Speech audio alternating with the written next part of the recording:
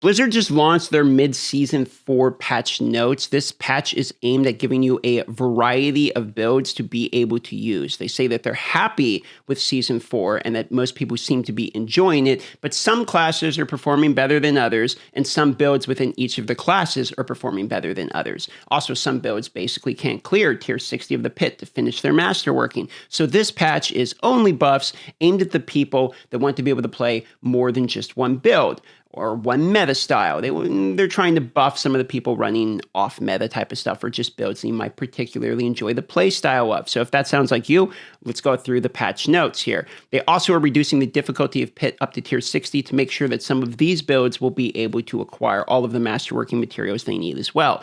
Now, one of the first changes they do is potions are getting buffed across the board, 50% for the lower ones, 100% for the mid tier, and 200% for the higher tier ones. Makes sense. We have people like Barbarians running around with 400,000 health, so you need lots of healing, so they're buffing those potions. Legendary aspects are getting buffs as well. Protector goes from 30 to 20 seconds. I'm not going to read all these patch notes. I'm just going to explain to you what the highlights here are, okay? So we don't have to break down every single line. So basically, mythic unique items got buffed. Tyraos Might got 100% increase. And Endurio's Visage, they changed the way poison spawn works. Basically, it goes on the enemy now and got damage increase. Doombringer damage increase. Ring of Starless Skies actually got looks like about 25% buff across the board, which is actually quite good considering the ring's already good. Paragon stats got changed, so you don't need so much of the ones that you aren't working on. For instance, if they use the example of a sorcerer who's stacking intelligence, but you need dexterity and willpower to activate some of the nodes, they're reducing the requirement of these to make it easier for you to actually be able to get these stats without having to actually focus on them. So if you were one of these people where you're like, okay, well, I'm not going to go get 30 more dexterity as a sorcerer, this change is aimed at you. Barbarian Whirlwind actually got a buff. So for Barbarians, it's dash, it's double swing is the meta right now. So they actually buffed Barbarian's Whirlwind. They buffed the Call of the Ancients, the Frenzy, the Flay. So you're getting some variety in terms of build here. Whirlwind actually looks like a pretty good buff, by the way. So you got that change as well. And also some of the legendary aspects associated around it in passives here as well. So the passives got a little bit of a buff for Pressure Point. Now Weapon Mastery skill would do this as well. Tough as Nails, which is a Thorns build, which is actually a good meta build, got a buff in terms of bleeding damage, 50% buff from 10% to 15%. Walking Arsenal got a buff by 2%.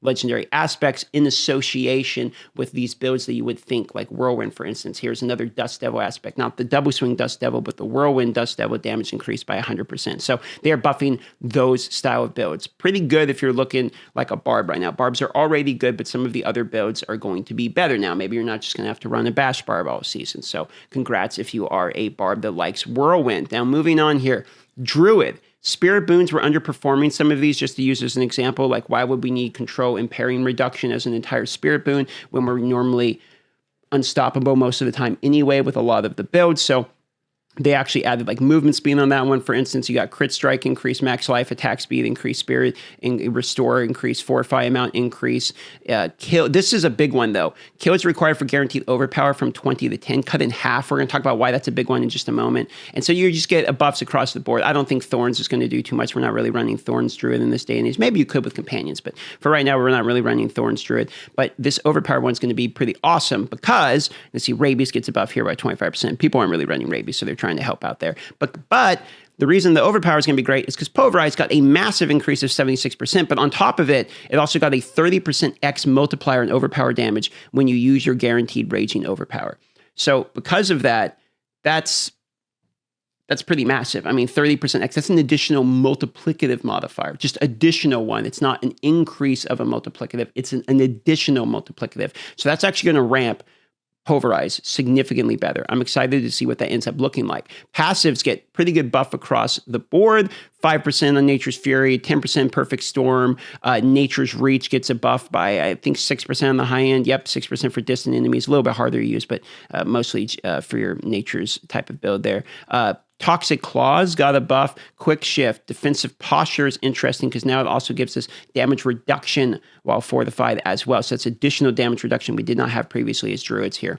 Also, Mending, which is while you're in werebear form, you receive additional healing, now gives you increased max life because additional healing itself of 18% doesn't feel too great, not too exciting. So now you actually get max life increase as well, and max life will give us more overpower damage. So once again, you can kind of see that a lot of things for overpower. And speaking of overpower, time in werebear form required for overpower reduced as well. So werebear, once again, Overpower. So we're going to see a lot of pulverized related builds probably coming out here for just a little bit. Oh, Kitty Cat's come into the video. Hey, Kitty Cat.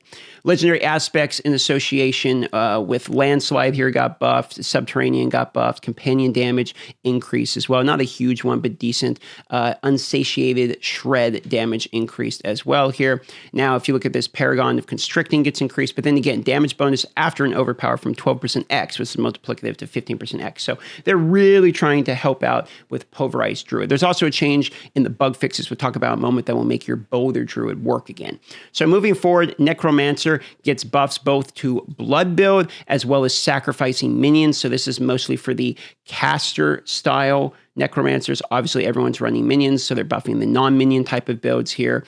For that reason, we're not going to read all of these, but basically these are just 5 to 10% type of buffs for sacrificing minions here. And then on the Paragon board, we're getting increase for the caster style build, mostly blood. You can see here, Blood Drinker, Blood Begets here. There's a shadow damage one for Desecration as well in Gravekeeper, but mostly Paragon is related to blood there. Sacrificial and Shielding Storm. The Shielding Storm one's actually pretty big because it changes from base life to max life. So if you're using Shielding Storm aspect, this is actually a pretty significant buff. Rogue is going to get buffs for Twisting Blade. Fleur, they also are going to buff the way your stealth regeneration works. So now it's when you're entering stealth, you're guaranteed the proc of your max life, and they actually buffed more max life heals off of Minion Obscurity. Better damage reduction. Lucky Hit no longer requires direct damage to proc. Will also work over damage over time with exposure. So these are all like pretty good passive changes here. Paragon board gets a buff kind of across the board. More damage reduction from explosive and diminished. Fluidity gives a new multiplier of 10% X increased damage that wasn't on there previously, and a buff to how much energy regeneration comes.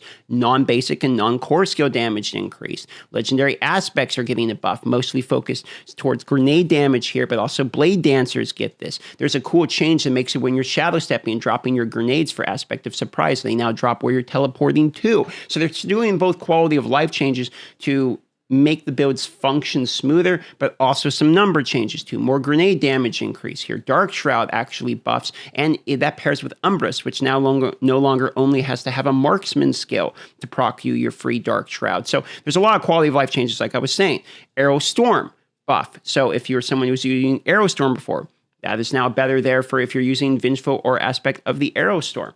Also, unique item here, Eyes in the Dark. This was kind of a cool item that just constantly made Death Trap reproc over and over again until it killed a minion. But obviously, if it kills an enemy immediately, it's not that good because it's not going to rearm, right? So it's only good when it's bad. So basically, what they did was they now makes it where it rearms itself a second time, but it does more damage than it used to. So you basically get a second proc off of Death Trap. That's now how it works. Grenade damage increased one more time on Saboteur's Signet because they're trying to buff grenades one more time. Also, there's a change related to rapid fire, which we'll talk about in the bug fixes. If you were having a bug about targeting close enemies, they fixed that. Sorcerers didn't really have any functionality changes, just sort of number tweaks. A lot of 5 and 10% across the board, except for this one right at the top, Potent Warding. Maximum resistance goes 1, 2, 3, the 2, 4, 6. So 6% bonus maximum resistance is actually pretty large, but it no longer includes your basic skill cast. Other than that, there was one other change that isn't just 5, 10% buff sort of across the board here, is if you go down to Mage Lord's aspect, it goes from 6 to 9% damage reduction for each close up to 18 to 27 to a flat 6 and 9%, but tripled while fighting a close enemy.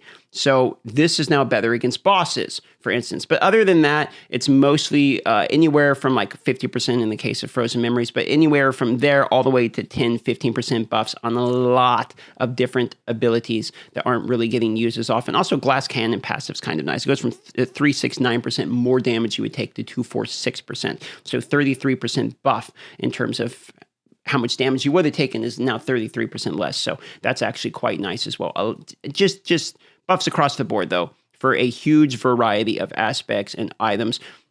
This is interesting. The unique items, Flame Scar, Ember's damage increase, the Overflowing Cameo, okay, give damage increase from every 100 intelligence from 50% X to 60% X, which is, I mean, that's a 20% buff right there, but 20% buff, you know, for every 100 intelligence seems kind of good. Staff of Endless Rage goes from 40, 60 to 50, 70, and damage penalty 35, 25 to 30, 20 on the gloves. So again, they get a huge amount of small buffs. So nothing like anything in here that really sticks out to me is, oh, wow, this is going to like fundamentally change everything, but just a lot of small buffs across the board.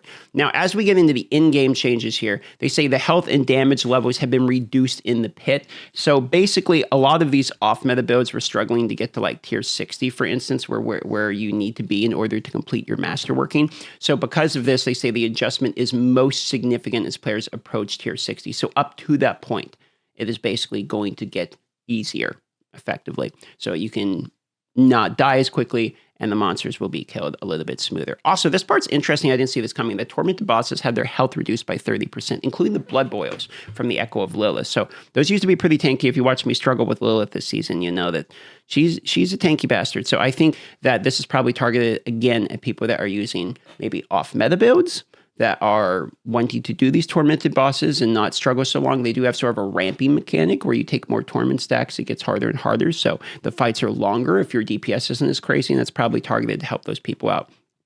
Bug fixes. If you were a holy boats person using minions, that is now dead. It was doing percentage damage based upon the enemy's health when it should have been doing percentage damage based upon your weapon damage. So because of that, the people who were using the pets to proc insane amounts of holy boats damage, this has now been fixed. Also, I mentioned this earlier, but the Hurricane Boulder Druid, that it used to make it where just sometimes the Boulder literally went cast. This made the Boulder Druid basically completely unviable for this season, has now been fixed. Okay, Boulders now have a limit of 10, but their damage is increased by 10% for each Boulder, is actually a buff that they didn't really mention in the patch notes. You don't very often have more than 10 of these. So because of that, this is actually, Boulder Druid's back on the menu, boys, is what I'm saying here. I mentioned this one also. Rapid Fire with Scoundrel's Kiss had a targeting issue that has now been fixed. And then pets. Yes, we're talking pets to pick up the goat, counting as minions for things like the Shepherd's aspect for Druid. So that has now been fixed as well. RIP for the Druid's Shepherd aspect. But there you go. Lots of small buffs, some pretty decent buffs across the board for every single class and almost every single build.